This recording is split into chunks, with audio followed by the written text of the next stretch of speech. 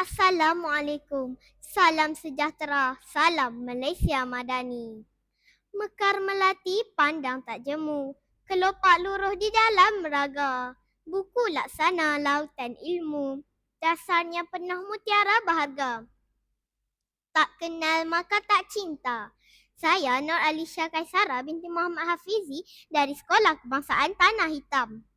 Pada hari nan indah ini, izinkan saya menghuraikan tentang buku kegemaran yang saya telah baca, iaitu Titanic di Hujung Jari. Buku yang menarik ini telah diterbitkan oleh Patras Publishing Sendirian Berhad pada tahun 2020.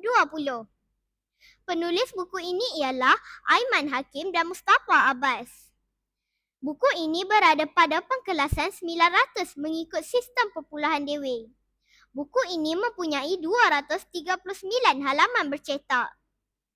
Pernahkah saudara-saudari menonton filem Titanic 1997 yang dibintangi oleh Leonardo DiCaprio dan Kate Winslet yang telah menggegarkan industri perfilman dunia termasuk negara kita? Ya, pastinya yang hidup pada tahun 90-an pasti akan menonton filem Titanic untuk mengimbau kembali kenangan kisah tragedi Titanic.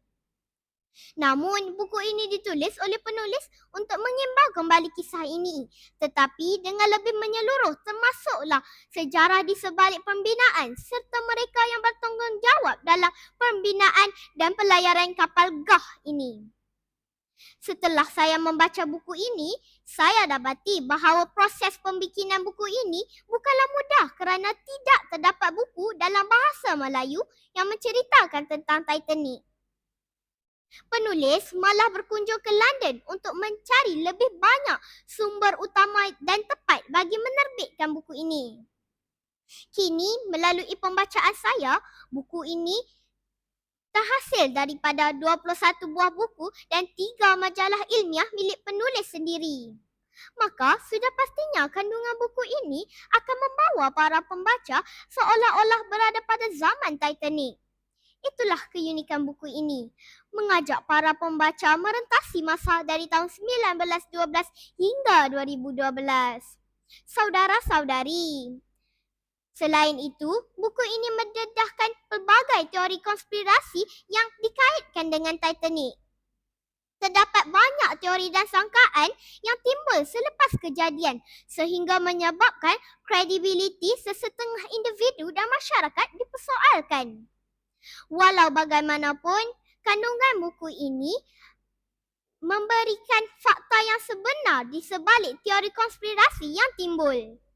Melalui buku ini, para pembaca akan menelusuri sejarah Titanic yang sebenar dan mengetahui bahawa kisah Titanic bukan sekadar Jack dan Rose semata-mata, tetapi kisah tragedi yang menghayat hati yang telah menimpa beribu-ribu penumpang.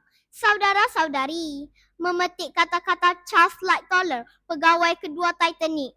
Menyentuh air itu ibarat merasai 1000 pisau dicucuk ke dalam badan seseorang. Suhu adalah 28 darjah Fahrenheit, 4 darjah di bawah suhu beku. Nah, kata-kata ini cukup menggambarkan bahawa Titanic sebuah kisah tragedi dan air mata. Kapal yang dikatakan tidak akan tenggelam ini tidak disangka akan menghadapi saat tragis yang mencatatkan sejarah dunia. Dalam meniti ke arah tragedi, para penumpang bersosial dan bercanda seolah-olah tiada hari esok. Kapal ini menceritakan sosial darjat yang berbeza. Para kelas atasan mengumpulkan sebilangan elitis manakala kelas bawahan menghimpunkan sejumlah pengembara yang ingin mengubah hidup mereka ke dunia baharu yang diidamkan. Tetapi malangnya, pada tanggal 11.40 malam pada 14 April 1912 bermula titik hitam yang mengubah segalanya.